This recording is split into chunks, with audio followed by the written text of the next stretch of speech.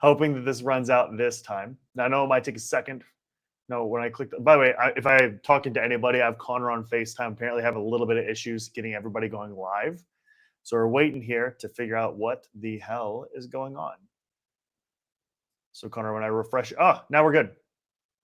We're good. Fantastic. We are live now. So we're clicking analytics. Fantastic. Notice I have kids. Cool. Cool. I got it right now, Connor.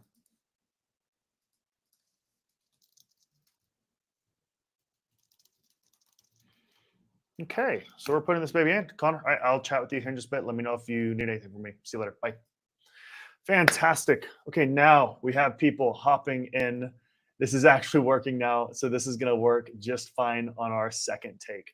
So I'm so excited. Everybody, thank you all so much for hopping in here. I got to send this link also to Jack. Jack's going to be helping engage with y'all while I'm sitting in.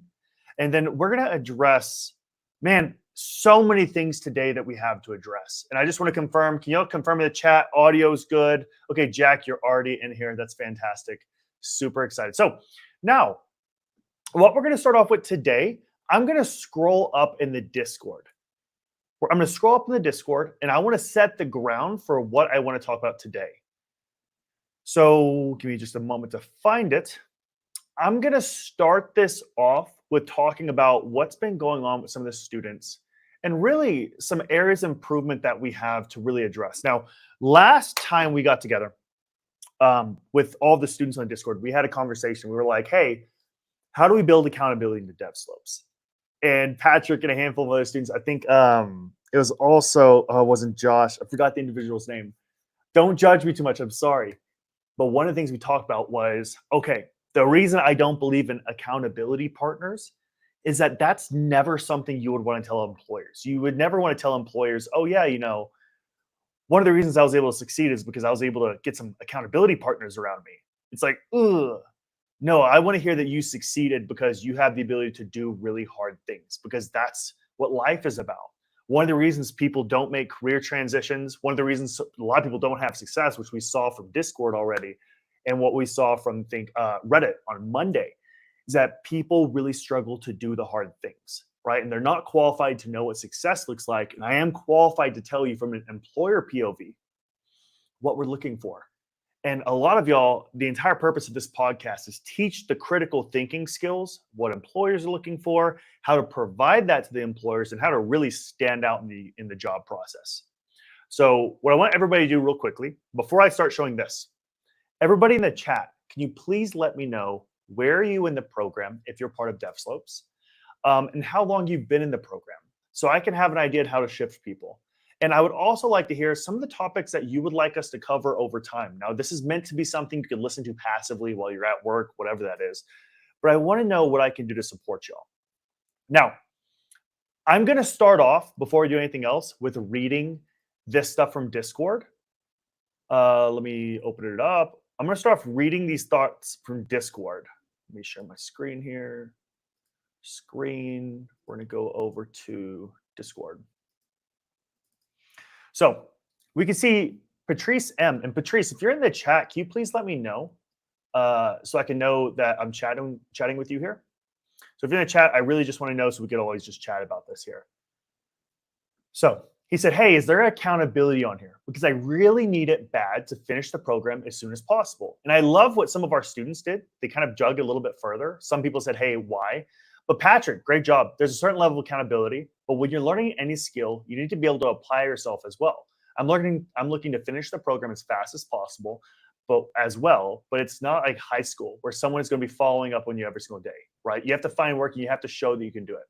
I know that, but it's still pretty hard to apply any skill set when it's hard to make time for it, right? When it's hard to make time for it. Then Patrick said, I definitely feel that most people have a job that they have to attend to while working on these things. And everybody only has the same 24 hours in a day. You might have to sacrifice time that you spend on other times to make time for this. I do think it's helpful that there are several mentors who do live streams daily. And then Patrice said one more time, even though I worked a 12-hour shift. Now, this is the interesting part. Now, Patrice, if you're watching this, it's not a bad thing. I want you to know we're supporting you all the way. And if I glance over, I'm just looking at the chat. I want us to show what we're currently doing and what does successful behavior look like when we transition, right? This is a behavior that's very similar to what we talked about on Monday.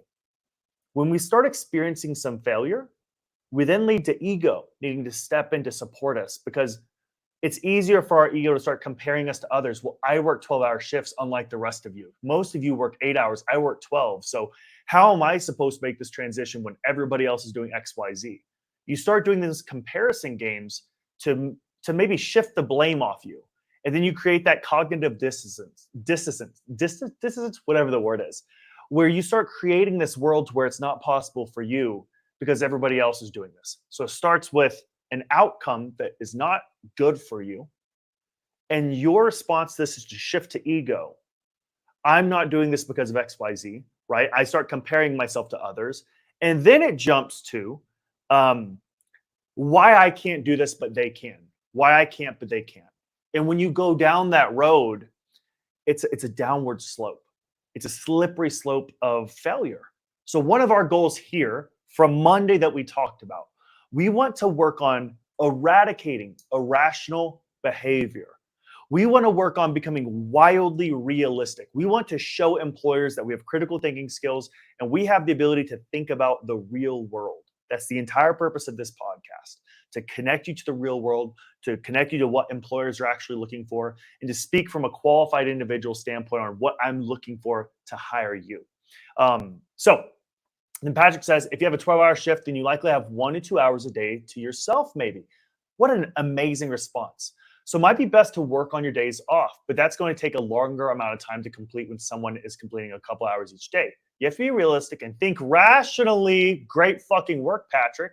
If this is something that's going to fit your lifestyle, it's easier said than done, but thanks to the pointers. Again, Patrice, this is good. This is good. We can find a way to work through things. But this thanks for the pointers is kind of a brush off. Thanks to the pointers anyways, you don't get it. That's one of the things that we do during that aspect. We isolate. That's one of the insidious 8. They don't get it. I'm just by myself. No one gets me. I'm by myself. They don't get me. So once you start that isolation process, it's really fucking hard to come back.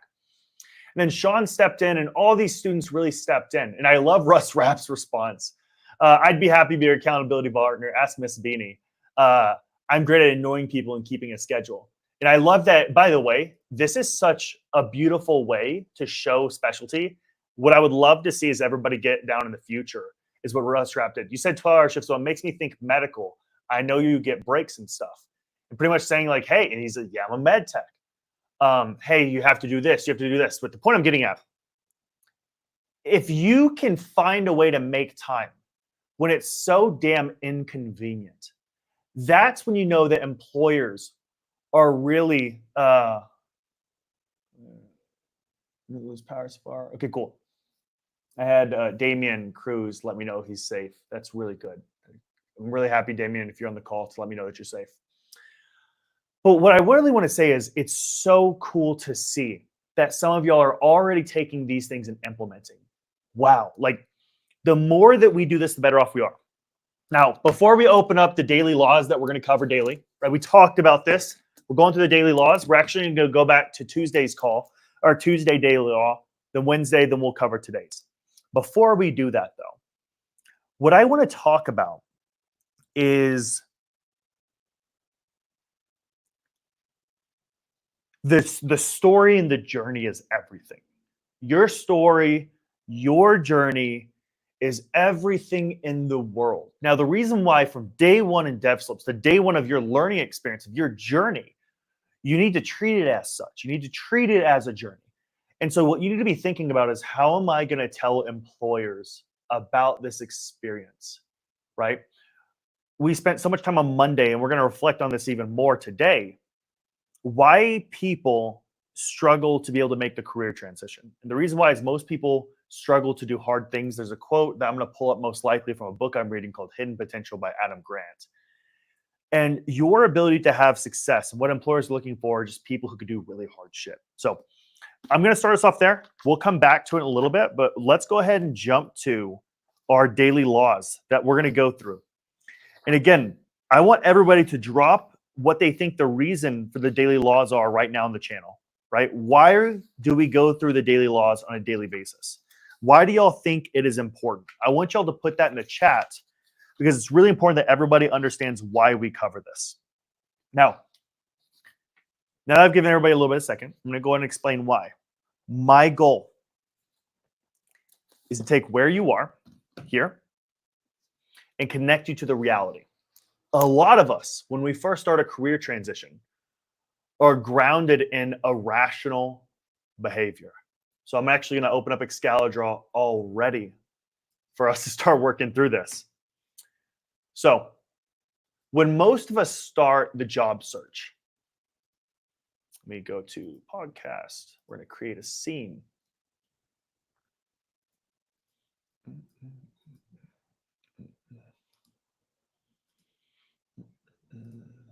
Okay, so, oh, that's funny. This is the one from Monday. We're going to stop sharing that one. We're going to exit out of that. We're going to share this. Cool. That's the one. Cool. There's one. There's where you are. I'm going to draw a little human right here. Boom. You know, you're this little guy or girl right here. There's where we want to go. So you want to go up here. Where we want to go. So there's where we want to go. And we're going to have you with a better face. We'll draw the rest of your body here. Boom, boom, boom, boom. And I'm even going to draw a little crown here. Don't judge me for these drawing skills, right? And you got a little medal right here. You have a little medal that says first place, right? You want to get to first place, right? When you get to this point in life, you have one, the lifestyle you want. Two, you have the stability and safety you want in a career. You have financial independence. You feel fulfillment. So how do we go from where we are to where we want to go? And this ties into why we read the daily laws, why we read the daily laws. The first thing I really want to address, this is going to seem like a very odd statement. What I found, most people who are looking for career transitions, they're typically from disadvantaged communities, right? You might be thinking of disadvantaged communities. Don't judge me for misspelling this. This is something that in my terms that I'm specifically addressing right now, this is not something that ties to your race, skin color, anything along those lines. What this specifically addresses typically is individuals that are from lower income areas. When you remove the idea of race for just a moment, and race does play a very big aspect, being born as a black female, black male in America versus a white male does have a lot of setbacks. That is inevitable. That is a fact. But most importantly right now, anybody who is born to a lower income area, right? Or anybody who is making less than $50,000 a year to $45,000 a year for their household, it's hard to make the jump. For you to make this professional jump, you have to know, number one, how the game is played, right? This is a gate-kept area. There's a massive gate. I'm actually going to draw the gate right here. This is the gate that you have to get past. And this is locked down 1,000%. You will not be allowed in it. This is for a select group of people. Having a good lifestyle, having stability, having financial independence, having fulfillment, this is only left for the people that know how to play the game. They know how to fit in. They know how to be strategists. They are proactive problem solvers. 5, they aren't irrational, right? You know what? I'm even going to clean up my language. I've found that when I say you can't be this, sometimes it's just not received near as well. So they are rational people, right? So one thing, and I would actually like a lot of y'all's feedback on this. And I'm gonna check the chat every now and then. I'm gonna focus on this right now. And, oh, have I not been sharing the screen? No, I'm sharing the screen, right? Yeah, I'm sharing the screen. One thing I want to hit home here is if I'm saying anything, like one thing I'm trying to avoid doing is don't be this person, do not do this. I'm trying to lean a little bit more away from being the don't do this type to more of the be this type, because I think it's more helpful for all of you. So as we go through this, if there's things like that, you let me know, just DM me in Discord. I think it's really helpful to focus on this empowerment aspect. So these are the 5 things that you need. Now, we're going to draw a line here. What does this have to do, right, with why we read the daily laws? And what does it have to do with you coming from a disadvantaged community? And I'm going to put a label on what disadvantaged community means. In this scenario, low income. If you're low income, you're struggling month to month, you're just trying to survive all those aspects. You have to get past all those barriers to make that jump. Now, that's the reason why so many people who gain the tactical knowledge from boot camps still struggle to get jobs. Same thing for universities. They struggle to get jobs because they never learn the rules. They never learn the lessons of how you make that jump. So that's what we're about to talk about. So the purpose of the daily laws, I'm going to emphasize who's this for. We're actually going to change this. Who this is for. Disadvantaged communities. Number 2, the purpose of the daily laws is to connect you to reality, establish strategies of success, and how to, what's a good way to say this? How to backdoor your way into the exclusive community. Now, the thing is, the exclusive community, this is people who make the professional jump, right? This is the 1% of people who apply to software engineering jobs or apply to any professional job that actually get in, right? They don't do some things. They don't do a lot of things. They understand societal norms. They don't bring a lot of politics into things, right? This. I hope that my can y'all let me know if the quality of the stream starts going downhill or something like that? Can y'all just let me know? It seems like we might have an issue with that. Just let me know if you're having issues with the stream. I'll be looking out to the right on the chat to be mindful of this. So the purpose of these daily laws is to teach you the hidden ideas of psychology, persuasion, social expectations, how to communicate, all of those things. That's the purpose. So now I'm going to go and transition over to the daily laws, and let's cover these things real quickly. So again, we're going to go back to Tuesday's daily law. We'll go to them Wednesday, then we're going to come to Thursday. Okay.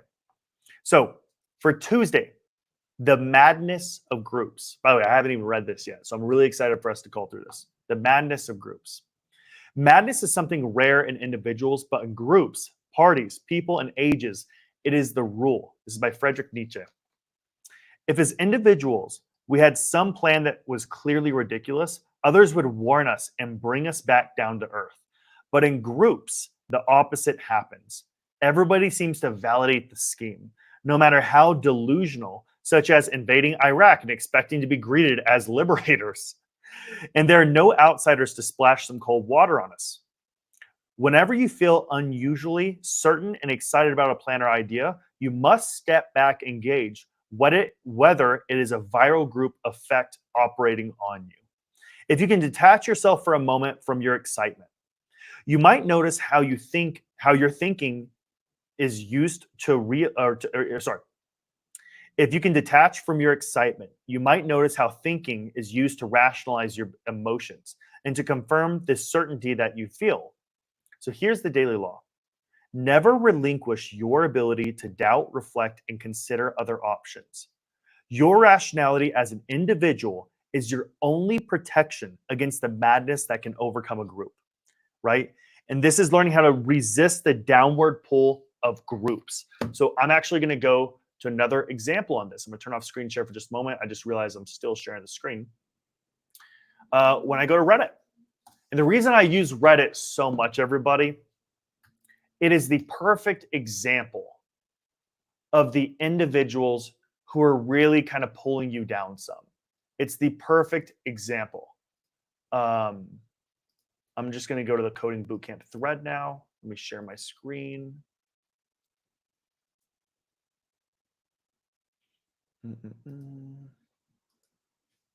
So,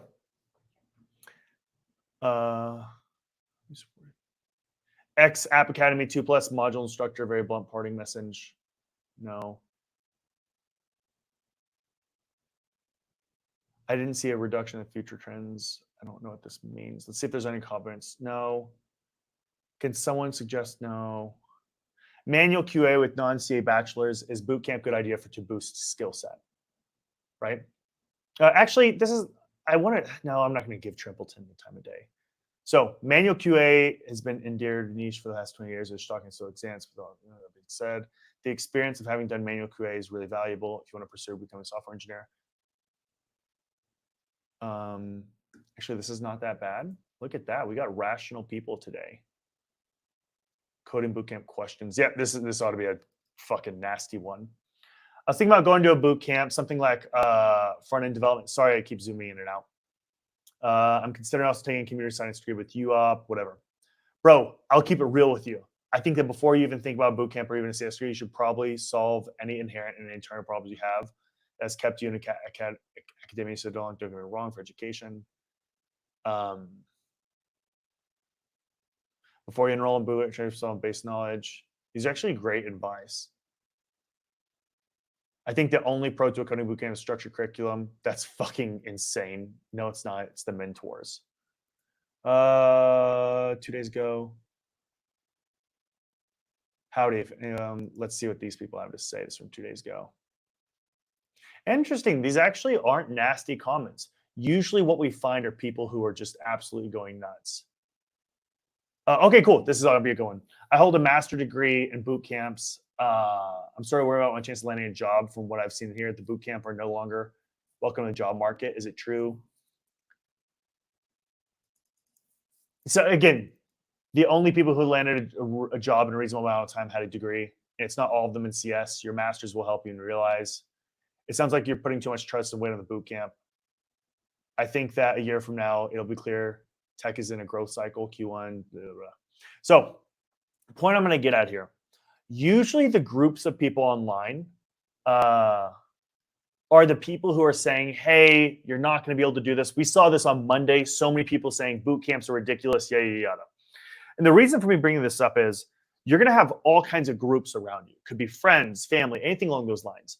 And it's so common that while you're going through this learning process, groups are going to be telling you this is dumb. You can't do this. Nothing here is possible. What you want to think about is what we talked about on Monday when we talked about qualification. And I had a conversation with our CTO, Peter, about this. You only want to listen to the people who are qualified to give that information, or if you want their life. If people are not qualified, if they don't have the background that you're talking about or anything along those lines, you should not be listening to that. I know, guys, like when I say this is reasonable, like this is the first bit of reasonable people we've seen, Patrick. So big benefit and a big takeaway real quickly from October 8th, the madness of groups. Instead of just blindly listening to groups like in politics or anything else along those lines, right? One thing that I like to say is if a group of people can't have a positive thing to say about the other party, you should not listen to them. Same thing for politics. If you speak to somebody that has nothing but bad things to say about Donald Trump or Kamala Harris, I don't know how to pronounce her name correctly, but if they can't say a positive thing about the opposing party, that person is purely biased.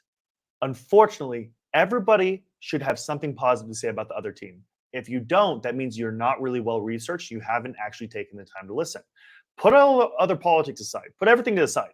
That's a very rational way to approach things. Now, we're going to move on to the next day, October 9th, and then we'll go to today's daily law. The power of association. Humans are extremely susceptible to the moods, emotions, and even the ways of thinking of those with whom they spend their time. Their incurably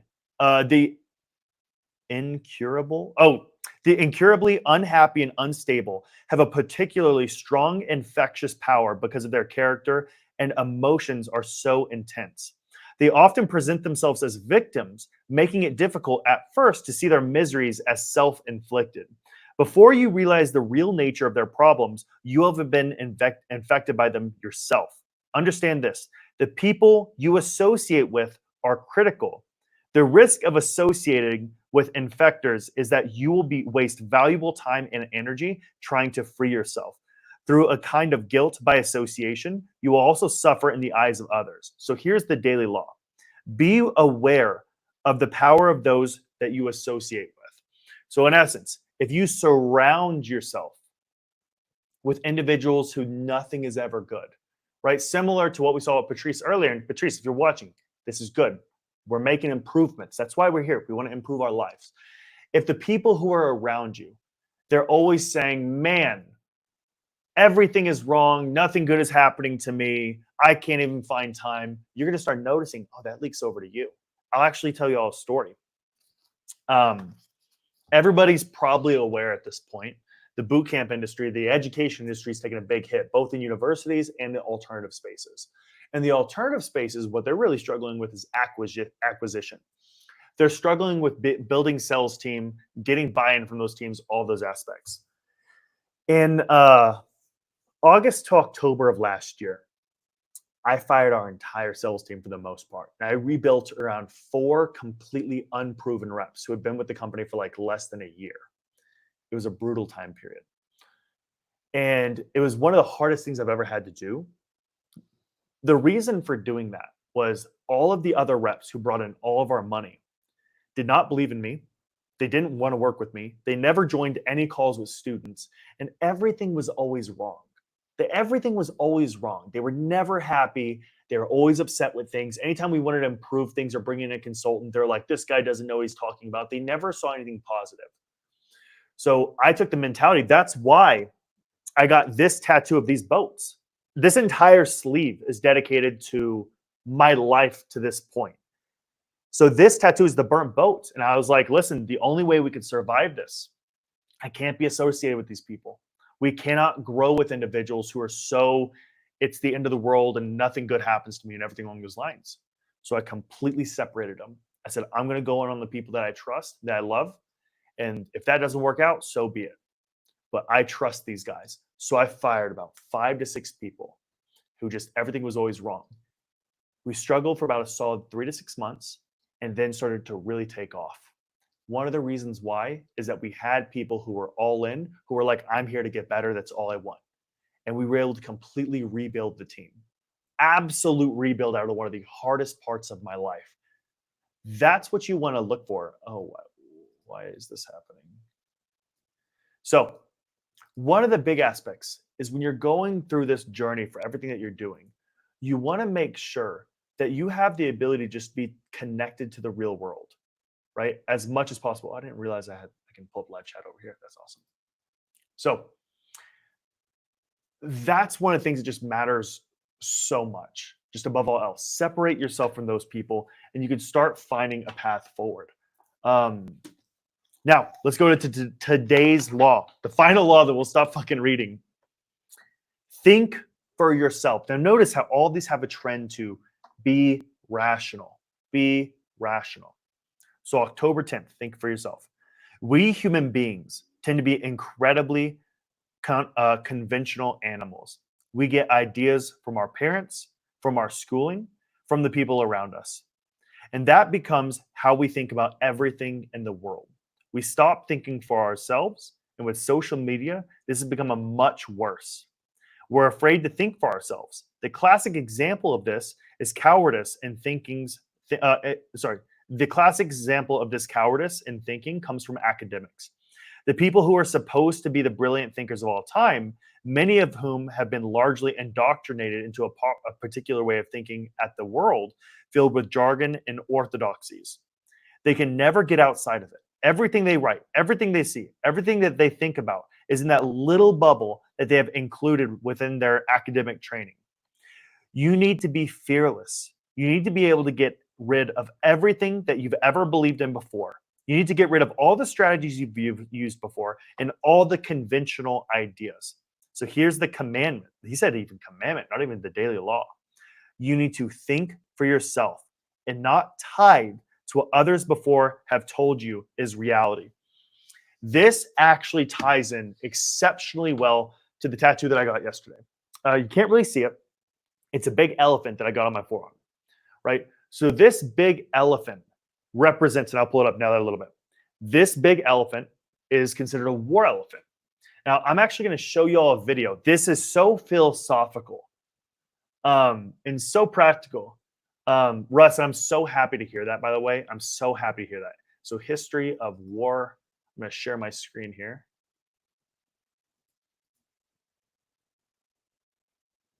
It does sound like religion, Dave.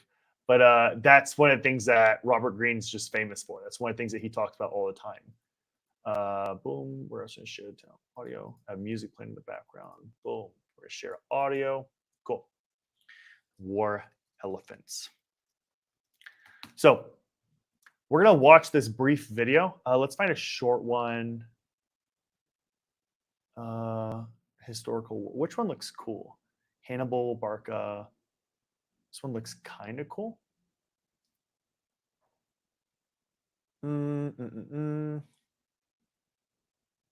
Let's go to. This is 2 minutes long. Let's see what this one says. By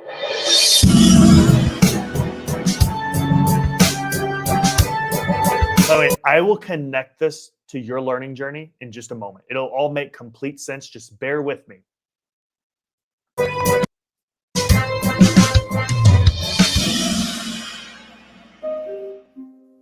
The Carthaginian war elephant. The Carthaginians were famed for utilizing war elephants in battle.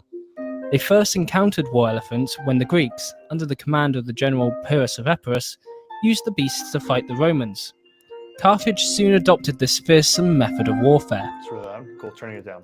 Typically, Hopefully the that's a lot better, Carthaginians used a now extinct species of elephant called the North African elephant, although occasionally they used elephants from Syria as well. Often reaching a height of 2.5 meters, the elephants were made even more fearsome by adding armor to the head, trunk, and blades of spears to the tusk. These elephants were controlled by a driver called a mahout. However, these elephants were not large enough to carry a tower called a howdah, but were large enough to carry 2 men. The other man was armed with a javelin. Before going into battle, the Carthaginians used to give their elephants a fermented wine. This was to make them behave more erratically and to also increase their trumpeting and stamping. Their main purpose in battle was to break up enemy formations, as well as terrify the enemy into running away. They were also extremely effective at stopping cavalry charges, as horses naturally are scared of the scent of elephants. However, because an elephant was such a large and loosely tamed beast, more often than not they would end up causing more damage to their own side rather than the enemy. This was due to the elephants running away from the battle and as a result stampeding on their own men. Thank you for watching and listening. Also, So the interesting part of all of this, right? He was able, so this guy named Hannibal, we actually might jump into this. Days of war. His father was often away fighting in wars, so it is unlikely that Hannibal saw him very often. Still, he was strongly affected by his role in We're not going to go to the full details here. So the big aspect here is what ends up happening is that Hannibal, this guy comes in, and he's trying to fight Rome, right? He's trying to find Rome, and exactly, it does give Lord of the Ring vibes. One of the goals is that, okay, everybody else is doing this way, right? We're trying to fight Rome. One of the obstacles we have is we don't have the resources that Rome has. So how are we going to fight this? We can't fight like everybody else. We need to think different. What is the unique strategy, the non-obvious solution here? And everybody's going to notice something. There's this spectrum. I'm going to go back to a screen share here.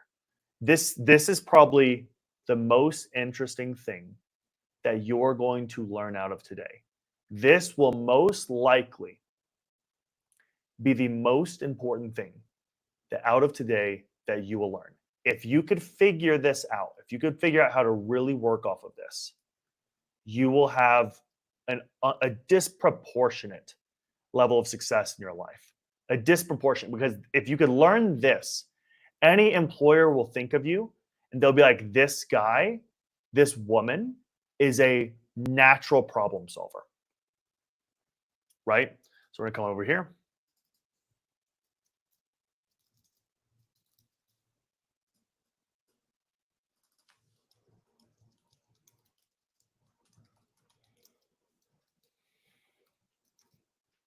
So I'm gonna give some examples. The least obvious a solution you have, right? Actually, it's probably better if we just, instead of creating it on a graph, we do it this way. So let me do some cleanup real fast. Here we go, boom. Let's move this around. So you have this idea of non-obvious solutions versus obvious solutions, right? Let's say we go to war. Going to war with limited men and resources. One, what terrain are you fighting on? What weapons do you have? How much money do you have?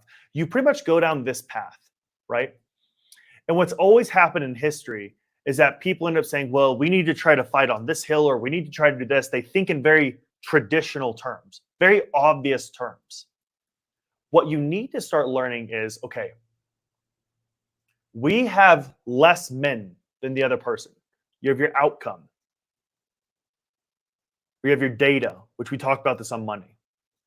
And you have why, what if, how.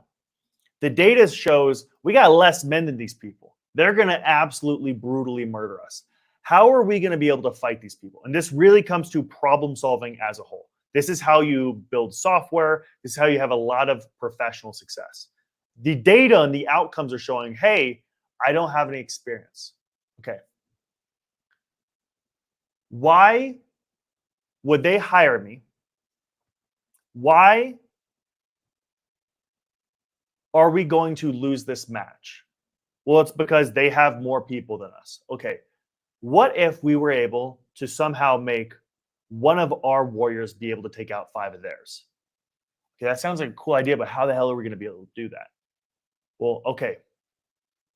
What if I heard about these elephants?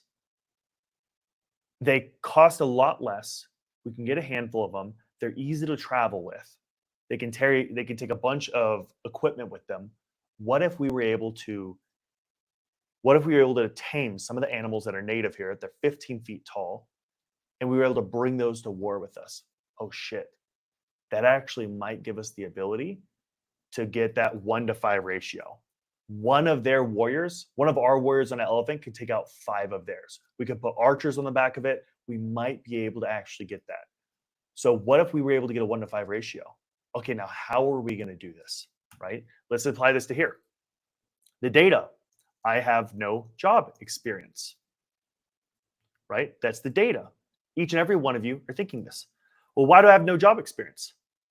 I don't know how to code, right? And I'm new. Actually, we'll say I do know how to code now. I have no job. Well, why? I haven't landed any work. Okay. Well, what if I was, well, what if I was able to get 5 freelance projects, right? What if I was able to get 5 freelance projects? What would that do? Well, I would have practical experience that I could show an employer. This is my war elephant. Because guess what? Everybody else, right? Everybody else is doing this. They're just going to apply to jobs.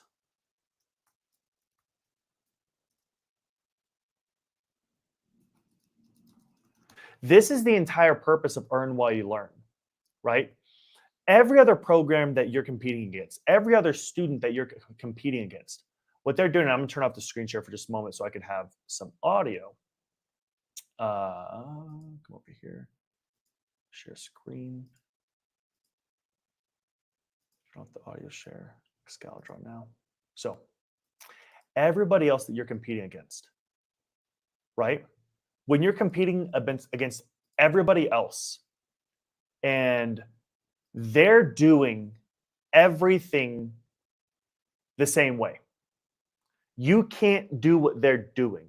There's so much more of them. You have to make it easier on the employer. So what's your war elephant? That's the entire purpose of bringing this up.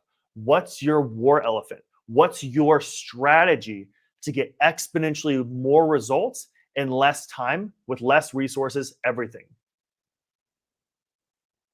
Nathan will eventually run out and fuck us up. I don't get it. Eric, what do you mean? Tell me more. What do you mean? That's I need you to clarify what that's supposed to mean. But when you have a strategy that is your war elephant, that's everybody else is not doing this. It is unique. It stands out. You then have a strategy that wins. So what does this do for you? Like what does it do? Why would you want to get 5 freelance projects? Or does everybody remember from Monday? One of the things we talked about on that stream was, 1, it shows you're disciplined. 2, it shows you know how to communicate professionally, right? This is the things that it's proven. If you hire somebody from college, the only reason employers want you to have college experience is that it shows for a fact that you know how to show up on time, you know how to communicate professionally, you know how to just be an adult for the most part. Number 3, it proves that someone has hired you before and taken a risk, right? 4, just for a heads up, no one wants to be the initial investor. In the same way that nobody wanted to invest in SpaceX, which is now worth a lot of money, no one wanted to do it initially, right? Because it's fucking insane to try to do that. So you want to try to do everything you can to minimize the risk on the employer standpoint. So when you can show them a handful of projects that have been done, they're so much more likely to work with you. I'm actually going to pull up a case study that Bruce made with Noah, and I'm going to read this out to all of y'all. And I think it's something that's beyond powerful for us to continue to look at. Bruce, I don't know if you're on the call. If you are, let me know. I'm going to download the video. Actually, I could just show it here in a little bit. I'll just show this here in just a little bit to all of y'all in just a second. But the big aspect here is that you want to stand out. So you then move to how, right? Now, all of you now understand, okay, what does it do to have 5 freelance projects? And just to make this simple, I'm going to do one more simplified. 5 freelance projects cancel out an entire 4-year degree. Any of you that have gone to college, y'all understand that college is not going to teach you the practical things. Like, it's black and white. We've seen this time and time and time and over and again. And you can just ask the students in DevSlopes, how many of them have no job experience, right? Like, fucking nobody for the most part. Like, so many people do not have job experience. So what this does for you is that if you can get those handful of job experience or those freelance projects, it could take anywhere between 3 to 6+ months. And guess what? If you're in the program, I'll pay for all the costs. Get with Rakeem. He'll give you everything that you need to be able to actually even it out, to understand how we can cover the cost for that. So 5 freelance projects that will probably take 3 to 6 months for you to get will cancel out the entire 4-year degree. Understanding that, how are we going to do it? How do you get the 5 freelance projects to stand out? 1, show up to Rakeem's calls to learn how to market and sell yourself. 2, show up to Dustin's calls to learn how to complete the technical partner no code solutions. He's going to teach you how to find projects and then essentially just complete them on the spot. Number 3, utilize Upwork and our refund, our not refund, our we'll just say costs. Utilize Upwork and our it's not called a refund. What is it called? A reimbursement program, and use our reimbursement program to cover costs. And 4, submit 10 proposals per day. You do that, you do this right here. Guaranteed, this is why an employer will hire you. Because this shows, number 1, you know how to sell yourself. 2, you know how to solve problems that are unique to you. 3, you are proven. You don't even need to build custom solutions, custom coding solutions. What they want to know is, do you have the ability to adapt to new things? Do you have the ability to do all of these aspects? That's your war elephant. You want to find the way to stand out so much that it's undeniable that you are the best hire, not because your coding skills may or may not be the best, because your ability to adapt, learn, and to pivot on the spot is 10 times better than anybody else's. When you have the ability to do that, it's inevitable and proven that you're the best fucking hire. They for them to not hire you is so grotesquely stupid. It just doesn't make sense. This is how you make it so much easier on the employer side.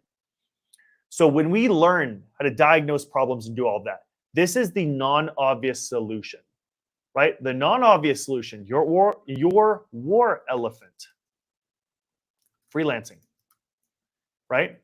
Everybody else, their obvious solution, apply to jobs. There's a video I'm actually going to stop sharing. I'm going to find from Dave Ramsey real fast.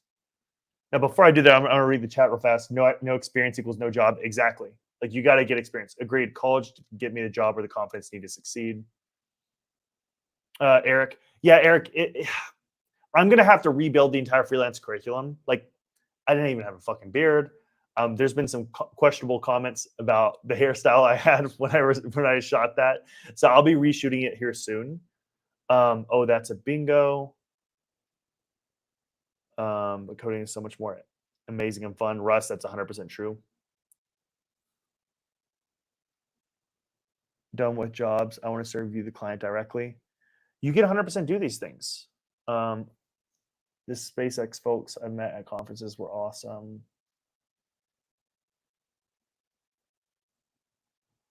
You having the war effort, meaning you'll do the same as them and eventually run over, hurting your own people. Eric, that's hilarious. So, okay. There's a video that Dave Ramsey had with an individual that I actually want us to watch and react to right now. It was on Dave Ramsey's deal. Let me find it. And as we're going through this, everybody, this is the perfect time to drop your comments in the chat and let me know, hey, what's standing out? What are the things that are really jumping out to you and things that we can address directly? Okay, so we're going to go to this video real quickly. Let me pause this other video. Boom. We're going to share screen. We're going to share. Everybody pay very close attention. This is a professional recruiter giving the advice here, right? And I think that the way this starts, I think a lot of y'all are going to relate. And let me know if this is too loud. I don't know how to tell if it's too loud or not. Anything along those lines, just let me know. But this is going to be a great start here. Have agendas. That's right. Most people don't care about your crappy company. Okay.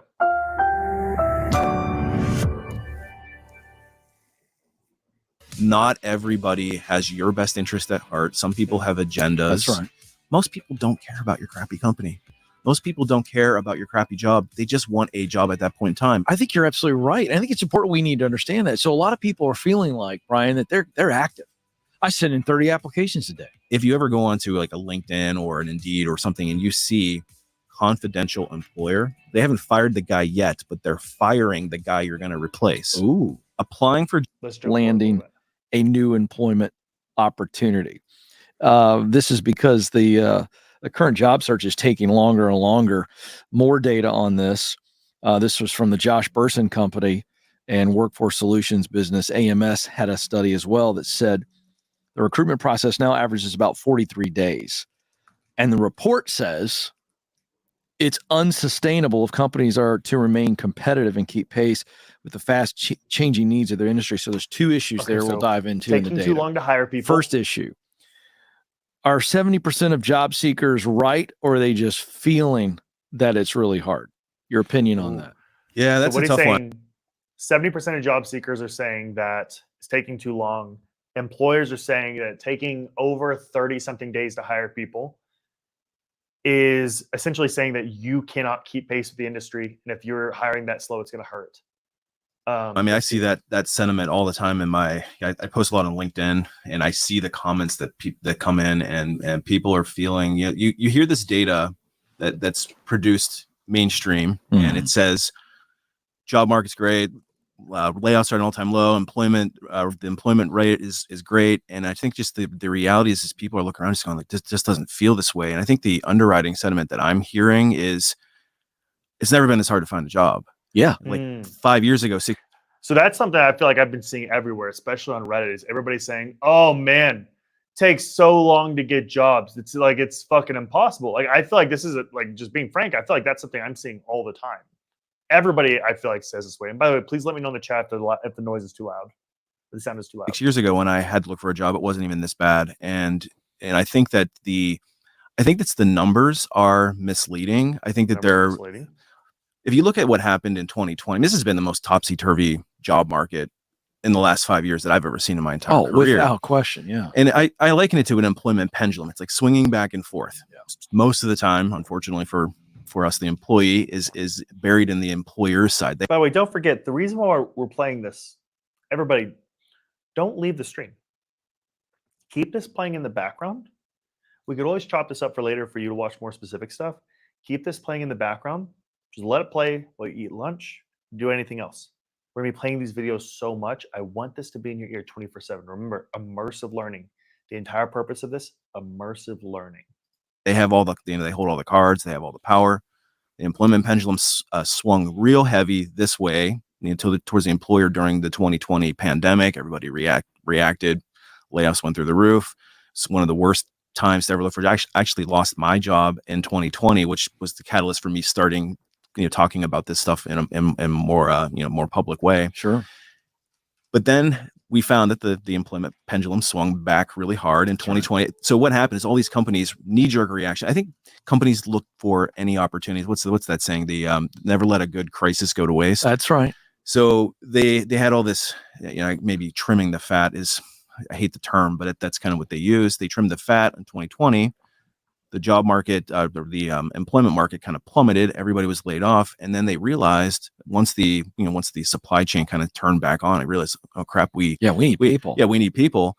And we saw this major hiring boom, but in reality, it wasn't that there was these new jobs being created. It was just replacing the jobs that had been laid off. And so we see these numbers like, oh, the hiring market's great. And everybody was getting these offers. Well, all of these companies had reshuffled their resources and started hiring like software developers, for example, were a huge boom. You couldn't trip out your front door without landing 2 or 3 better offers. That's exactly right. And so it was like a heyday. And I think that the employees at that time felt like, hey, we finally have the power. So it's like this whole like thing about like the quiet quitting, the great resignation, all these like terms that we saw coming out. Actually, this is an important thing for us to talk about. Guys, oh my God, this is the most important thing. I'm turning off screen share for a second. This is something none of us have talked about. This is so important. What I'm about to tell you is one of the reasons the job market is struggling so bad right now. Sorry, I'm fixing my camera. I want y'all to pay very close attention about what I'm about to address. One of the reasons the job market and employers are so fucking ruthless right now, pay very close attention. One of the reasons why employers are being so brutal right now is during COVID, what happened? During COVID, all we heard about was quiet quitting and people ruthlessly saying, well, if you're not going to pay me this, I'm going to leave and go over here. There's a big demand for employees, specifically in the software and tech world. And this ties in, because remember how we talked about on Twitter on Monday, Elon fired like 80% of the staff and it barely impacted Twitter and X as a whole. What ended up happening is that all the employees who were threatening employers, well, if you don't give me this raise, I'm leaving to go over here, and all of these things happened. It was a employee job market. It favored the employees, and the employees were brutal to businesses. We're not talking about normal businesses.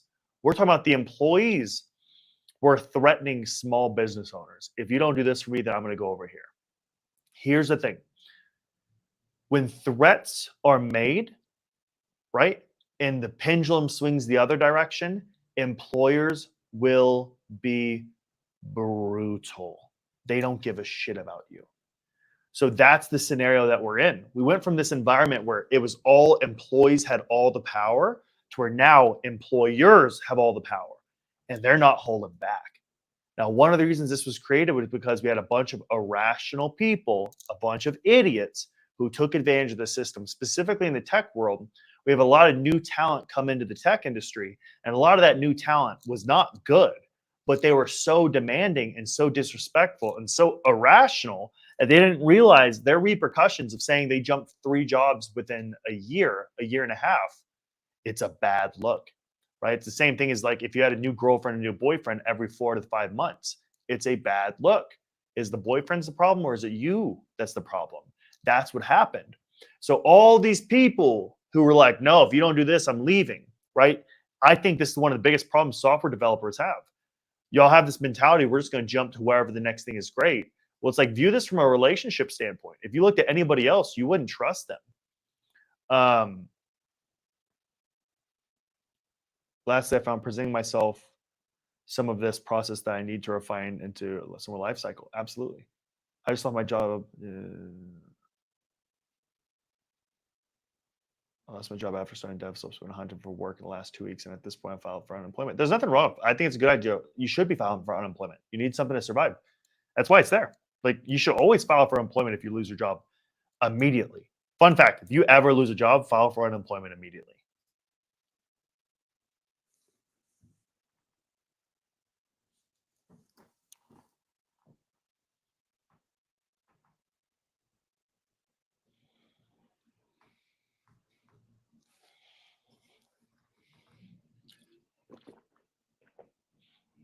This is interesting. Ooh. So he's saying all the jobs that we were fired, and everybody's saying the economy is going back up. It's not actually going back up. It's going back to where it was in terms of having jobs available. So the job growth is only going back to where it was.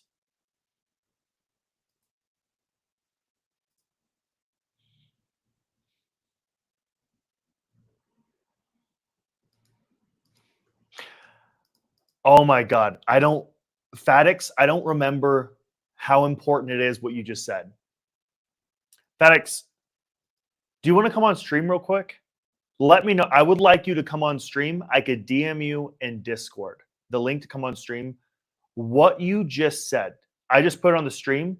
This is one of the most important comments. So the All-In podcast that we listen to, nobody talks about this. Okay. Elon. Okay. Let me think about this. I'm gonna switch the screen share over. Oh, y'all can't hear what just happened. Okay, so I'm gonna share the screen real fast. So let's talk about what FedEx said. FedEx just said something so important. Everybody thinks the grass is always greener. Can't hear anything on the video. It's okay.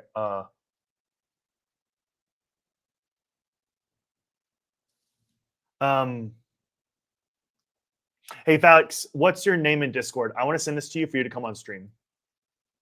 And by the way, I know I'll play the video here again in just a second.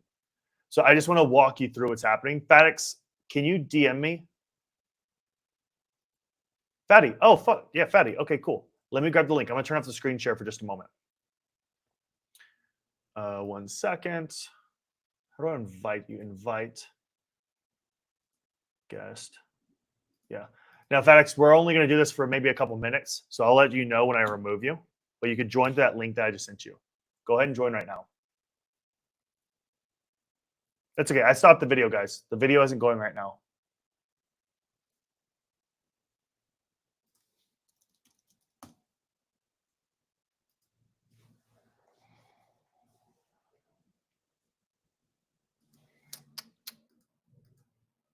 Guys, and I know there's no video sound.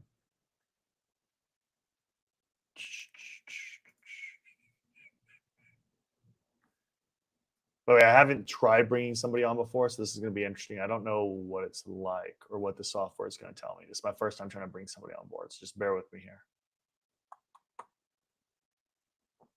I feel like it's just fun to allow people to come on.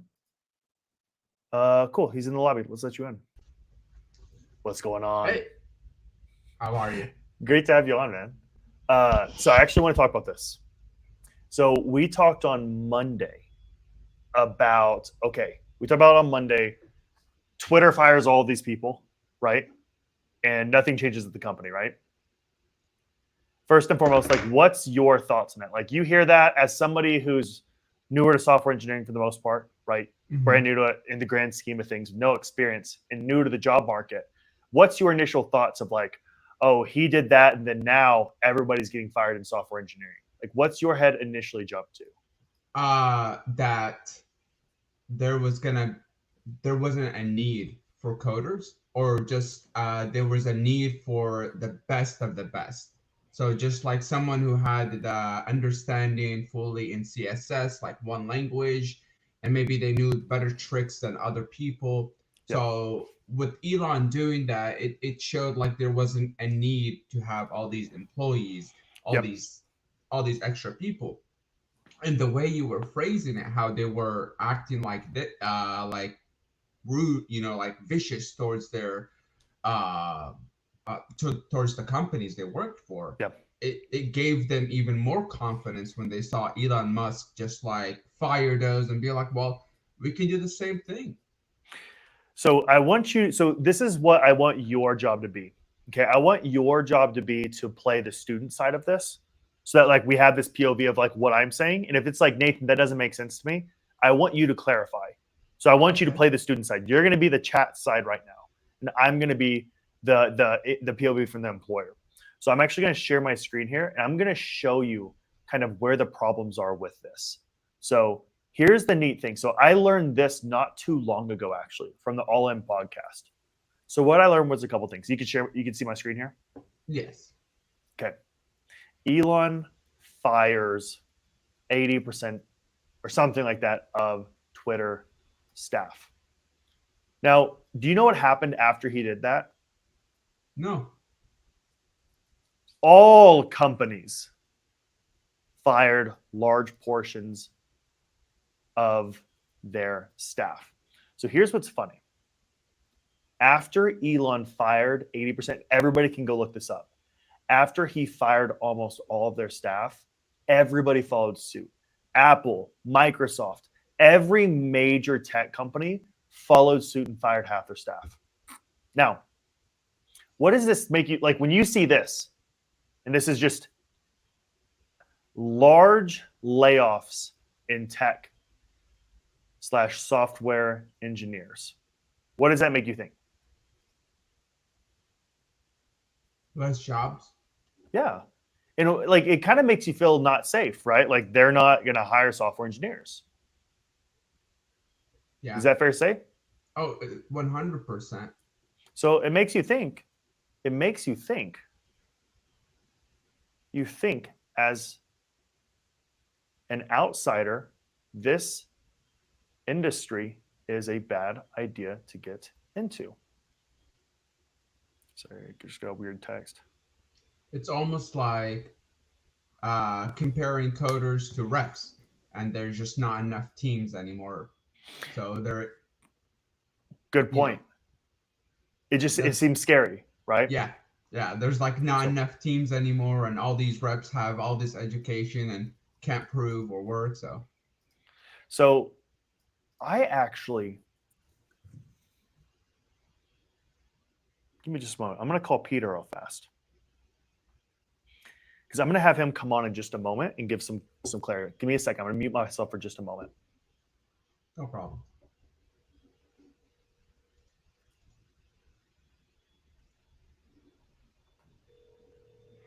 Just bear with me here.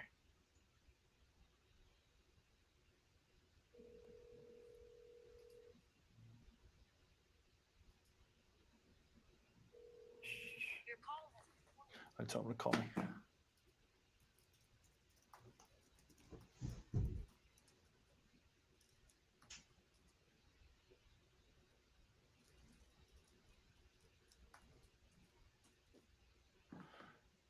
Okay, so what ends up happening? Let's talk about the years before this. Twitter hired all these. And by the way, the reason for us talking about this, Fadi, is to, again, we want to connect to reality and remove bad biases. I'm misspelling that, and beliefs. So we want to remove what's not true, and ground ourselves in reality. So right now, we saw these things, and it made us feel unsafe, and it made us feel scared, which makes complete sense, by the way, complete sense. Now let's ask, why did this happen? So first and foremost, Elon made his 80% layoff. Why did everybody start laying people off after Elon did? Why did everyone wait to do it until Elon did? That's the first thing. Why did everybody do it after Elon? And people watching this is really, really important, because you want to understand really understand the job market as a whole. This is what most people don't realize. When layoffs happen, what happens to stock prices? Most of y'all may not know this. I'm gonna zoom out here and move this over. Most of y'all don't know this because y'all haven't lived in this world. But Fadi, guess what? What do you think happens in stock prices? Wait, go ahead. Yeah, what happens? It drops down. It makes it easier for someone to come in and buy the stock as a whole. But okay, let's make this a little bit more important. Let's say you're one of the investors in, let's say, Meta, right? Okay. What happens if you have a big layoff of bad developers? I would think there would be like an improvement. Maybe an improvement in daily cash flow. So if you're an investor, right? Mm-hmm. And actually, let's use the if-then statement, because that's kind of funny, right? Let's use the if-then. Then your company loses less money. Sorry, if you're an investor and your company fires bad developers, then your company loses less money, right? Yes. But we forgot the but here. Because you want to fire bad people. But guess what happens if you fire those developers? Then your stock price plummets. That's what happens. So these investors, if they want to make more money on the company from a cash flow standpoint, and by the way, the reason I'm teaching you this, Fadi, and everybody else, if you can't understand the market and how tech works and how business works, it's going to really be hard for you to understand how you play an impact on the business. If you can't understand the business side of things, it's going to be kind of hard for you to then understand your role within the company. No, I Exactly. 100%, because it really does come down to selling and understanding the market here. In America, it's completely different than anywhere in the world. I come from Syria, and over there, everyone makes the same amount of money. Like, even if you're a doctor, a teacher. So it was very interesting to learn about this. And the way you were explaining it to me right now, it literally makes a lot more sense. I always wondered why he would kick so many people. I always thought as like it was just like this idea of not wanting to pay, or his advertisement. He lost a lot of advertisement when he bought Twitter, so he wasn't having a lot of revenue from that. So I understood it as him trying to not pay as much people too. So here's how it works. When you make layoffs, two things happen.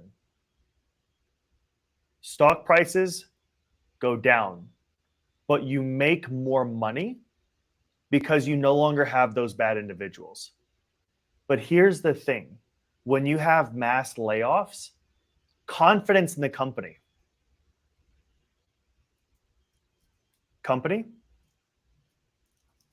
drops. People that share essentially trades, like hedge funds, people that do all of those things, their goal is to sell so that they can make money, right? And keep in mind, we're talking about people who own, let's say, 100,000 shares of Meta. Let's do the math here. They own 100 shares. Let's say they own 100 shares. Price, 1 share of Meta equals, let's go look at this right now. Share stuff instead. What's the price of Meta today? $584. Cool, let's go back. So 1 share of Meta equals $584. So that will equal oh, dude, I'm going to do the math of this. Don't judge me, okay? Don't judge me on this, buddy. I already pulled out the calculator, buddy. I got you. Do you want to tell me what's the number? 58, 496, and 3 zeros. 9, 6, 1, 2, 3. Dude, okay, what the hell? Okay, so that is worth $58 million. Okay. Let's say the stock drops by 5%, right? So 584.96 times 0.05, $29. Let's say it loses 29. So let's say 584 minus 29 gives us 555. All right, do the math for me now. 555. Yep, times 100,000. I got you. Comes out to 55,596,000. 55,596,000. Yes. 000. They lost in one day. They could lose $3 million. Wow. Imagine if you owned 100 shares of Meta, and because they announced stock prices, it only dropped by 5%, right? So you lost right now in one day, you lost $3 million.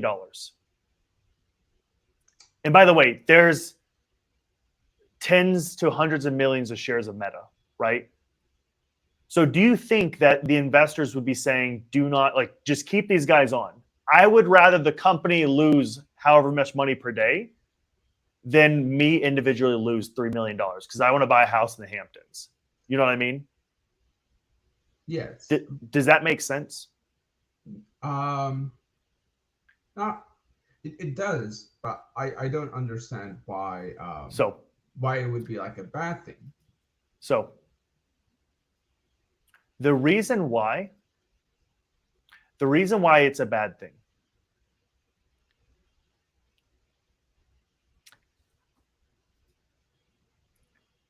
If a company chooses not to lay off their developers that are bad, and it just shows that they're growing, they're hiring more people and they're growing. To you, from the outside, that seems thumbs up, right? The company's growing.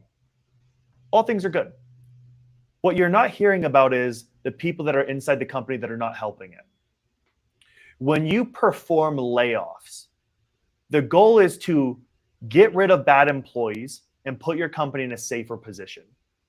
What they found, for example, 80% of the developers at Twitter were not helping the company. They weren't producing anything. So by firing all of them, you're getting out people who are not helpful. And then you're getting the company back to a safe place. Now, everybody thought that, oh, they're just bad people. By the way, after X did it and everybody else did it, all the rest of the companies didn't have a massive drop in their stock prices because it seemed like everybody's doing it, so it's not the end of the world. So if everybody does it, what did we talk about with groupthink earlier? Right? If everybody does it, we justify it. It's okay. It's not the end of the world. It's not a big deal. Right? Mm-hmm. Does that make sense? Oh, yeah. Oh, yeah. So it's what a lot of like racism, Nazis, like it's group thinking, like Exactly. justifying that concept. Absolutely. So I'm going to turn off screen share for a second. So what we just learned, and again, this is just understanding the business side of things, right? If everybody has layoffs, it's not the end of the world. And we're just going to talk shit about X. That it's not on accident why everybody hates Elon, right? The more attention that we put on Elon, the less attention goes on Meta and Apple and all of these other companies. Like, when was the last time Apple did anything cool? Like, their AirPods are kind of cool because they're like hearing aid enabled or something like that, but they haven't changed shit in so long. You know what I mean? X has added a lot of cool features. They're doing a lot of stuff. But the point I'm getting at here, the more that you can understand your impact on all of these things, the better off you are. So here is the reason why so many people were laid off. When software companies want to scale, what they end up doing, Fadi, is they'll do a handful of things. They'll hire on a bunch of new developers. Everybody plays this is one of the most important things for all of you to think about. By the way, Patrick, you're wrong. I bring in just a moment, Patrick, bring up this point again on how the company's gone down in value. This is something that most people don't understand either. But when you hire on a bunch of developers, you think, like, let's say you have 2 developers working on something. If you hire 2 more developers, in theory, your team should be 2 times more productive, right? Right. Exactly. Now, question: how far are you along in the program right now?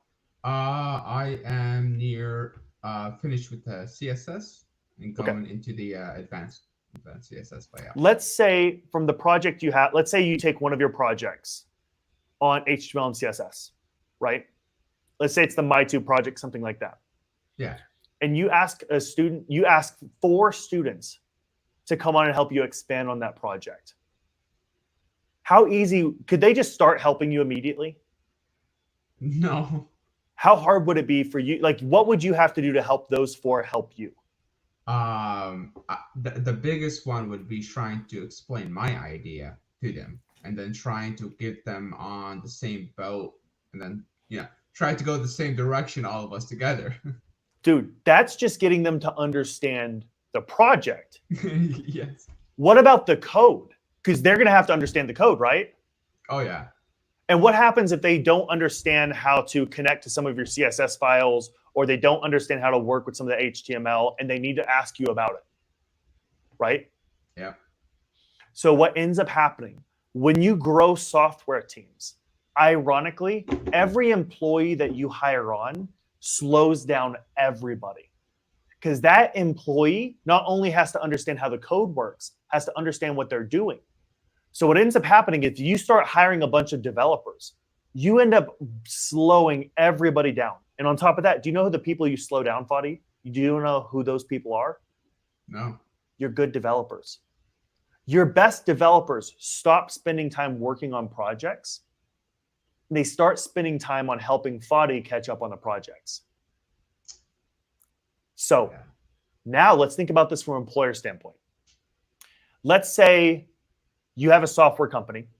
I'm going to share my screen one more time. This is so helpful. You're learning for the first time how to think about this from an employer's standpoint. That's what you're learning right now. You're learning for the first time how to think about business from an employer standpoint. So let's put some ideas together. Okay. 1, you have a,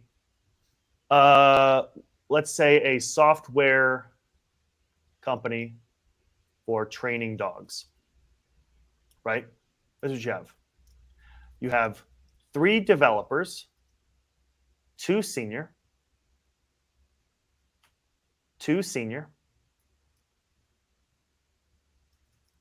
and 1 mid-level.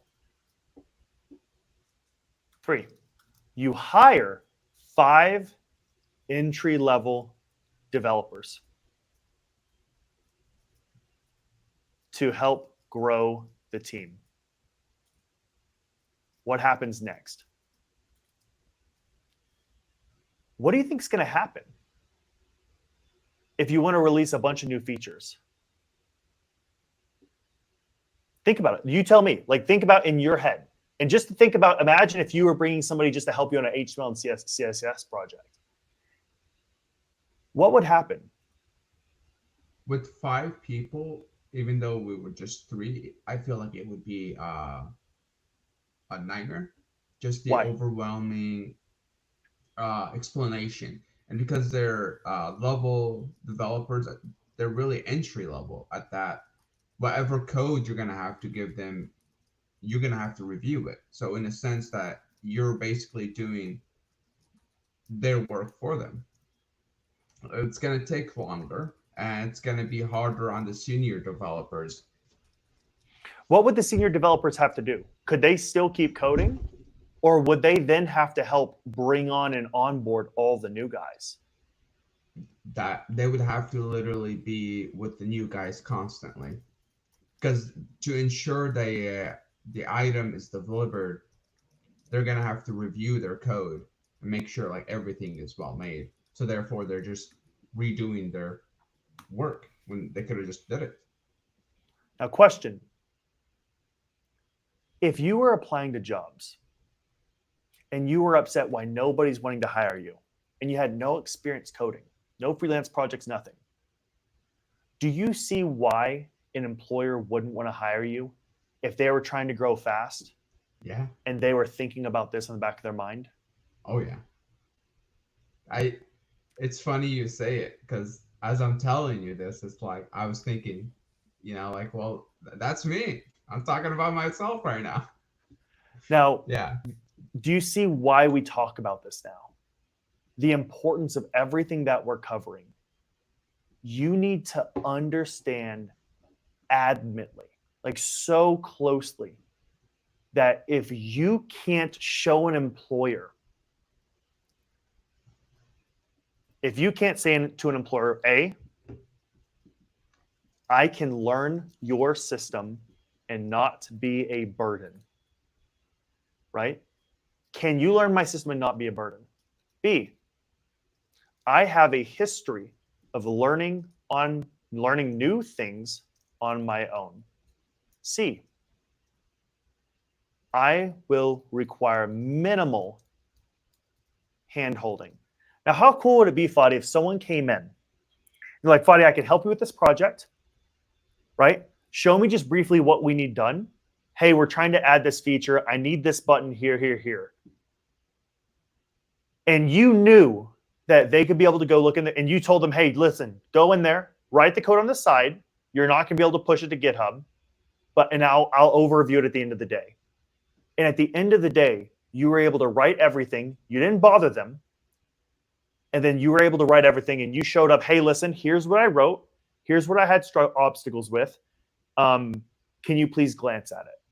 Versus saying, hey, what about this? What about this? What about this? And like you have a history of only learning the stack that was taught in the boot camp. Or you have a history of only learning what you learned through the Done With You courses. Should they trust you if you've only done With You courses? Oh, no. Let's say during the interview, to take the risk to learn more. Exactly. What if during the interview process, you couldn't explain the code on your projects? Doesn't look good. Exactly. So now, what if during the interview process, you were able to talk to them about some freelance projects that were needed to be done? Now, the thing about those freelance projects, the client said they wanted this done, but you realized if he wants this done, it requires these dependencies over here.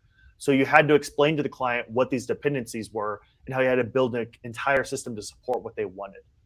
Does that scream like this person actually might be able to solve problems on their own? Yeah. Boom. Oh, yeah. Now we're getting into why people don't hire software engineers. How many of the software engineers at Twitter, Microsoft, all of these companies, all they did was slow down software developers? That is the reason why we run these calls. My goal is to teach you problem solving, right? So when you go to the calls with John, when you go to the calls with Tyler, Andre, Eric, any of these guys, you want to focus on not having your hand held, right? You want to focus on how can I bring solutions to the table? How can I prove to them that I'm actually solving problems?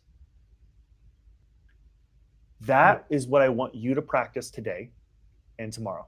And when you come to the next call, whether it's tomorrow or Monday, tomorrow we'll have our next call, Monday we'll have our next call. I want you to think about, how am I going to show Nathan that I've been trying to solve problems beforehand a little bit? Or how am I showing that I don't have to have my hands held? I like that. I like that. I got you, Nathan. I'll let you know. I love got it. An idea in mind now. I love it. Well, man, you're good to go. I Thank you. literally don't know how to remove you, but I think you can click I can the just leave hit button. the leave button Perfect. right here. We're going to go back. Appreciate you calling in. You have a And good I one, can't my wait to man. have you on more calls. Okay, cool. So for the rest of y'all, I want to go back now to what Patrick said. I'm going to show this on stream. I think it's a bad thing overall when he acquired the company in 2022. It was worth 44 billion. It's now only worth 9.4. It's worth about 19 actually, Patrick, I believe is what the new thing came out. I'm gonna pop this up for a little bit longer on stream to show everybody. I'm gonna have it show up for 20 seconds while I explain this. This is why it's good that we had layoffs in the tech industry. So the layoffs that have y'all terrified, that make you think this is an unsafe industry, that you won't be able to get a job with it, right? First and foremost, it's good that he took the company private. It's good that the evaluation went down. What I can guarantee you right now, Patrick, if he took that company public again, any company that goes public, they jump up in evaluation. Companies that are public, like for example, the amount of companies that have $1 trillion evaluation, like NVIDIA and a handful of other companies, NVIDIA 4 years ago was worth a fraction of what it's worth. It used to be sold for like 60 cents per share at one point, right? Just because it's been arbitrarily valuated at 19 million or whatever it is, that's what happens when a company goes private. That's inevitable. That doesn't mean it's worth what it's actually worth. If you learned anything, none of y'all should be talking about if a company is worth a specific amount, right? Because you don't understand how they actually measure that, right? If he took the company public right now, I would buy a shit ton of shares. Because why? When they were a public company, they were losing something like $3 to $30 million per day. Now they've been able to cut back on how much they're losing because they don't have those 80% of employees. Yeah, they've lost a handful of sponsors because they don't like Elon Musk, but more people are coming on the platform than ever to actually advertise. So that's a win, right? And as they start to hire on more developers, it's going to start doing better. But the ultimate takeaway that I want for all of you out of all of this, you need to understand more than anything else, why is it hard to hire entry-level developers? Each and every one of you now should be able to think, oh, they don't want to hire entry-level developers because they're hard to train, just like what we talked about with Fatty. If I brought somebody on to help with one of your React projects, would it be easy for you to bring somebody on to help you? Most likely, no, right? Oh, shoot, I just realized I wasn't getting near as much feedback. Zachary Bay, there's the whole Q&A process to come up the system because they experience to train and review rather than bring on new. Exactly. It takes at least a year for a new guy to get caught up on speed. Absolutely. Zach, you're one of the best examples of this, just so you know. Like, I think that you're one of the absolute best examples of this taking place. So we're going to go briefly back to the video that we were watching, and then we're going to wrap up the day on this. But I wanted this to be an amazing chance for us just to connect to reality. What is actually happening? What is the truth? And the more that we connect ourselves to the truth of what the market looks like, what employers are looking for, we will be able to find our way to where we need to go. So I'm going to click play here. Let's read the rest of this. And so the numbers still say, hey, we're adding jobs to the economy, but the reality is it's kind of like the shuffling of the shell game. That's right. Well, let's just be honest. The adjustment by the Bureau of Labor Statistics that was widely reported earlier this month, they adjusted by almost 1 million jobs, or right at that number, 800,000 to 1 million jobs. If it was like around 800. 800,000. So again, that was a second revision. Too. Second revision. That's exactly right. So to your point, jobs are scarce. 100%. I don't yeah. think that you can say that they're abundant right now, even with the unemployment rate still in a very historically good place. I mean, low fours is historically good, not an all-time low. All right, I'll talk about that second piece.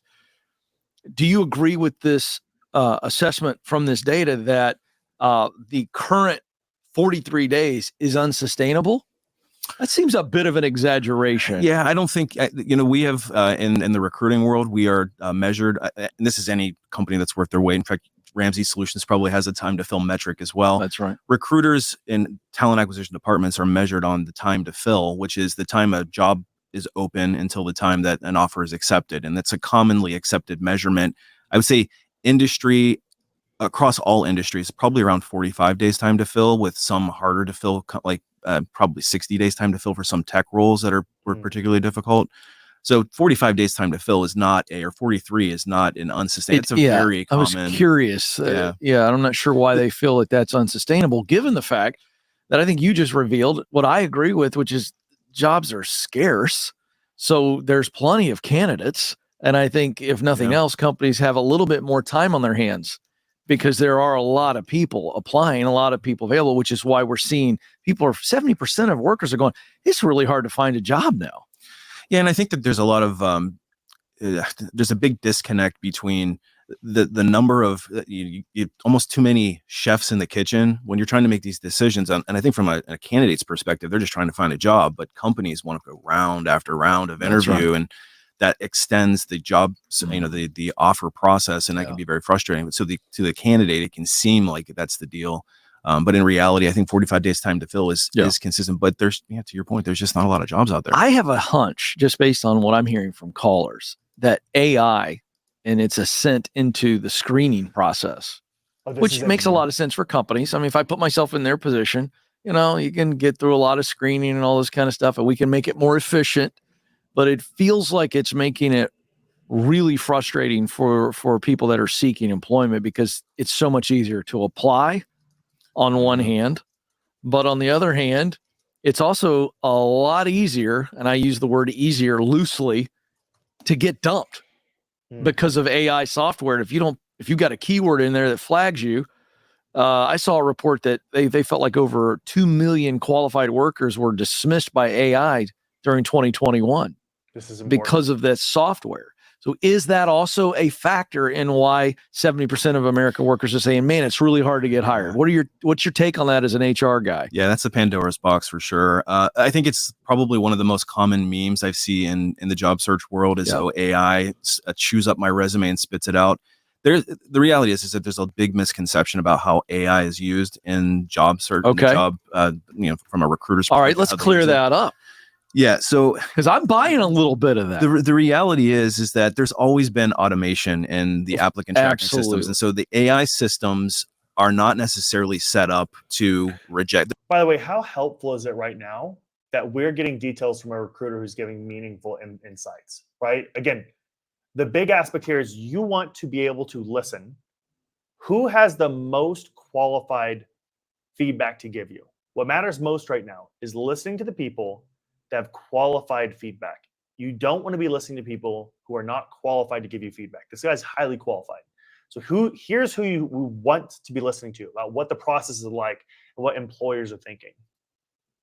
In other words, it's not self-aware. It's not making decisions on your behalf as a recruiter. And as a recruiter, we don't want systems to make decisions on it. But I want to see all the candidates so that I can make sure that I find the right person. Okay, so there's a myth that we're busting right out of the gate. 100%. Yeah, it's a myth. Now there is such a thing as keywords, and sometimes if you're I'll use myself as an example. There was a job that I had posted one time. Within 26 hours, we posted it on a Tuesday at like 4 p.m. It was for a senior IT, like a VP level IT leader at a technical startup.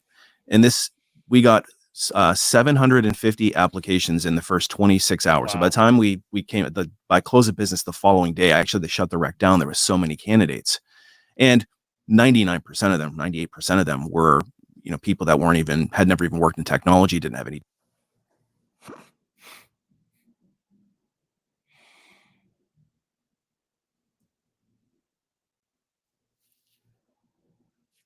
Still listening to this? Put the job posting up. 98% of all applicants hadn't even had the experience for the job. And we think that we want to continue with that strategy, right? We switch back over here, right? What did we talk about? We talked about this. Oh, where's it at? Right? We talked about, where the hell did this go? We talked about having to find your non-obvious solution. Guys,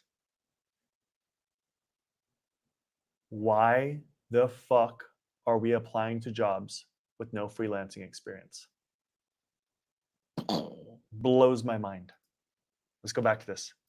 Degrees, didn't have any qualifications. They were completely unrelated to the job posting. So it's like, how do you get that number down to a manageable number that you can actually see the people who do have those skills and still, but not have them eliminate people who legitimately have the skills and maybe don't have the best resume. So that's the keyword. I want to jump in because you just said something that I think we've got to discuss. Absolutely. Okay. Why in the world are people applying for things that if they had any sense at all, they would realize what you just said? That like this Ryan, pay close attention because he's about to address that. huge chunk of them aren't even qualified. Why are they applying? Yeah, and I want to get back to the AI point too. No, we're not going to leave it. Yeah, but I this is a quick interruption. You know, there's a real quick take. 100%, yeah, give me 20 seconds on that. You know, it's the proverbial take your shot. You know, like in hockey, you take your shot. You know, okay. The reality with AI, with applicants being able to apply very quickly to jobs like I'm thinking like the LinkedIn Easy Apply. And all I gotta do is just hit a button. There's no skin in the game. And now there's AI systems, like on the job seeker side, there's AI systems that will apply for you, and like hundreds of applications that. Oh my God, I have a story for everybody. But real quickly, this is the problem, right? Oh, I'm sorry. I wasn't even, I'm so happy y'all could share this. This is the problem, right? Everybody's applying to jobs they're fucking unqualified for. Like, why? Like, you have literally no coding experience on your belt. Like the people you're competing against, I can tell you all this with complete confidence. I know this because whenever we put our job postings up for mentors, this happens. Everybody has the coding experience from, they took a Code Academy course or something like that, and they think that they're ready now. It's insane. The AIs that he's talking about, so it's a couple things. AI can, okay, first and foremost, what people are doing, we interviewed a guy. God, a part of me wants to show y'all the video. A part of me really wants to show y'all the video of the individual that we interviewed and just remove his face from it so I could listen to the audio. He built a software that submitted thousands of applications per day. And he never, like whenever we spoke with him, he said he'd been a developer for 10 years. He was point blank lying. He hadn't been. He had no experience relevant to what we were doing. And so guess what? As an employer, when I realize, oh, none of these people know what the fuck they're talking about, I'm going to be so skeptical and specific. I don't even like going through interview or applications anymore because I can't trust any of them. Everybody's lying. They're using AI to bulk apply to a gajillion jobs. They actually don't care about dev slopes. They don't care about Microsoft. They don't care about the company they're applying for. They're just submitting bulk interviews or applications. And I can't trust them whatsoever. Like, it's ridiculous. This is so real. And again, it doesn't matter how you feel about this. I'm telling you as an employer, this is so real. And if you could start to understand my POV, you could understand how to then find a way to get inside. But you can't do that until you accept the truth. So it's like you can just take your shot. And with the remote jobs nowadays, people can be sitting in India or in Europe and be applying to American jobs, and there's no barrier to entry. All right. Well, back to AI, but I wanted to kind of make a point here. You're part of the problem then. Me? No, not you. The people that are applying. Yeah. No, it's your fault. Oh man, welcome to the studio. This is all your fault. No, you understand what I'm saying? People don't make it easy on themselves when they're taking their shot and they're marginally qualified. What I would do as a litmus test is go through the job posting and look at the bullet points. And if I'm going bullet point by bullet point through, and I'm saying, do I have this thing? If so, where's it clearly reflected on my resume? And maybe even more importantly, how recently was it reflected? So if you did this thing 20 years ago, it's probably not going to be as relevant. But I'm going to go through bullet point by bullet point through my resume, and I'm going to say, where have I done this, and how clearly is it reflected on my resume? And if I'm going through and out of the 10 bullet points that they have on their job posting, I'm going to be only matching maybe 2, maybe 3. You have to take a kind of a look, really look at yourself and say, am I really a good fit for the job? And you can't be too disappointed when you get a rejection. But as far as the AI is concerned, how do we get real quickly, Patrick, this isn't just you. This is everybody, man. Like that's everybody here. That's why we're watching this, right? And if you want to take this a step further, like that's why you're here, right? You're here to get better, right? And I'm gonna show your message on the stream here. Like it's hard for you. I've mass applied jobs due to desperation. That's okay. But fun fact, right?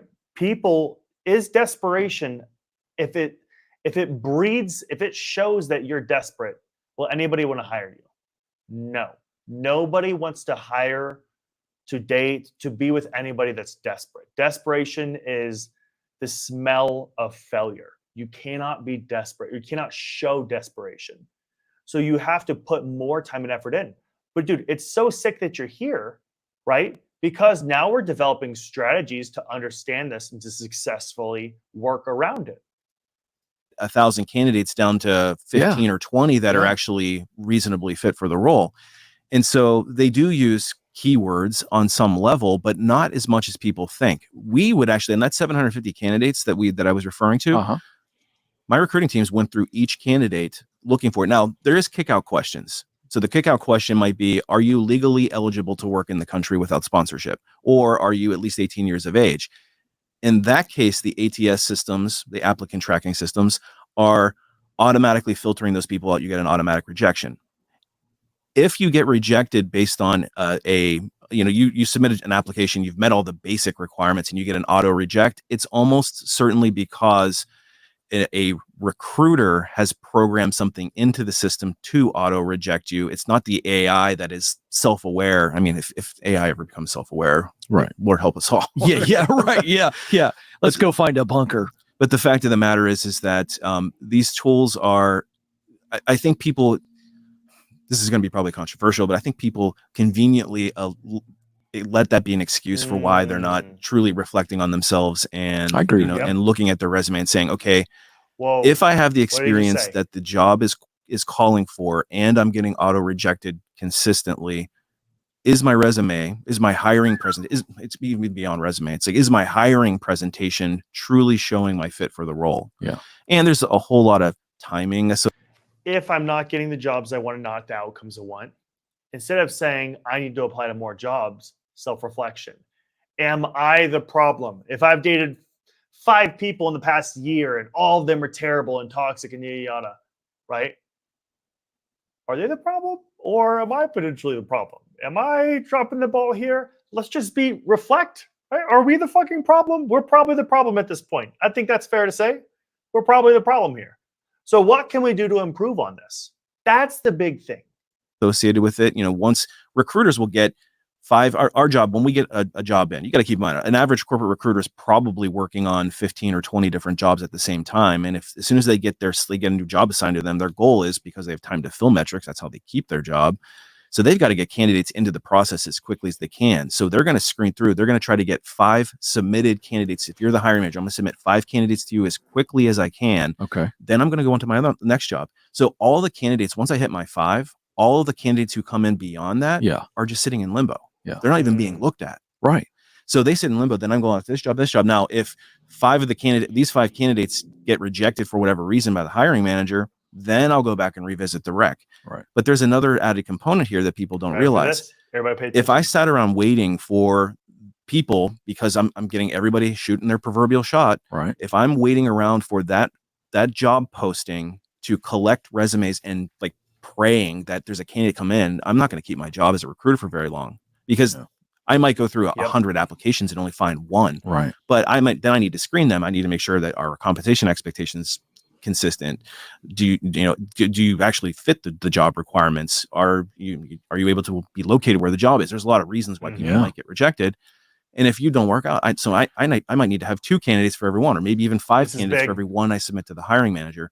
So I'm going to go off and source my own candidates at Boom. the same time. So not only are you up against that competition of the 1,000 people that apply, but the recruiter is also going No off question. and finding Okay. their own candidates. This is really good.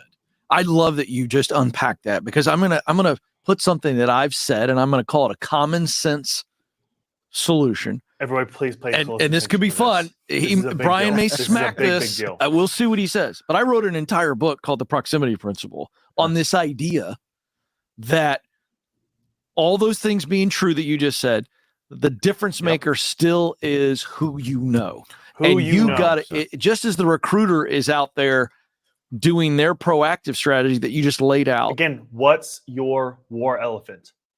If you're relying on the same strategies as everybody else, you will get the same context of everybody else, right? If you're doing what everybody else is doing, expect the same results. Where is your war elephant? Where is your non-obvious solution? This is a non-obvious solution. Non-obvious solutions lead to exponential results. Multiples of better results. If you need a way to envision this, envision the difference between a category 2 versus a category 5 hurricane. The only difference is one is 2 and one's 5. It's not far away. No, there are multitudes of differences, right? This is a non-obvious multitude strategy. This is your war elephant. Pay very close attention here. So well, I'm saying you gotta apply, and you gotta go through the system. But man, you're trying to find somebody that you know in that building who, if just nothing else, will agree to walk your resume into the hiring manager and go, hey, my friend Ken, I know him. Here's how I know him. I say a couple things about me that are nice, and just say he's already in the system, but I'm bringing the resume by, and it's nothing more than a personal touch. Is that archaic? Is that a waste of time? You can be honest. I'm holding my arms up. Take a shot. No, that's 100% accurate. That's the very best. So It's the game changer. So here's the hierarchy of finding a job. Okay. The first in the pole position candidate is going to be the internal applicant. Right. If you're an internal applicant, you automatically move to the front of the line. No That doesn't mean you're question. automatically going to get hired, but it Right. means that you're going to at least be considered. That's right. Every company I've ever worked at, I've worked for huge companies that everybody knows. I've worked for very small companies. Every single company I've ever worked for, the internal applicant always gets preferential treatment as far as we're going to at least interview you. I agree with that. So, and that's how it should be. I think it's exactly Yeah. right. In And fact, we already know that they're not a derelict, that they fit. Yep. So we're going to give them a shot. Yeah, and in fact, if I've ever whenever I've lost the job personally, or I've recruited a job where an internal applicant comes in at the 11th hour, yeah, it's frustrating as a job seeker, but it's also a corporate culture that I want to work for. I want the ability. If I was the internal employee, I want the ability, especially when that internal you don't even have to be the most qualified candidate. They'll take, if you have good equity inside of your organization, you can oftentimes your resume will not be the strongest resume that's in front of the hiring manager. I guarantee it. But because they know you as a known commodity, they'll take a risk on you. They'll say, we know this person. That's just wisdom. So internal applicants, number one. Okay. The second one is employee referral. That's the second in hierarchy, and it's a near second. So if you can find somebody to submit you as an employee referral, that's the second best way to get a job or get your foot in the door. Because just like, if you go in and you suggest, hey, I'm gonna this is a guy that I'm gonna put my name on. That now it's like you're stamping it as Ken says it's okay, then it's okay. Then this guy's okay. So then after that, then it would be sourced candidates. So that means candidates that I, the recruiter, go off and find, because I'm typing in the keywords in LinkedIn and finding the candidates that have those things. That's why optimized profiles are really important. Right. And then sourced or recruit or inbound applications. Sure. The candidates who apply for jobs are, I hate to say, at the bottom of the barrel. Well, I think that's I think you're absolutely right. I think it's important we need to understand that. So a lot of people are feeling like, Brian, that they're active. I send in 30 applications a day. Everybody. Right? Patrick, you can relate with this. Who can relate with this? I submitted this many applications and I didn't get any responses. No way. It says my deal has been temporarily blocked. 1 second. How many of you can still see my stream?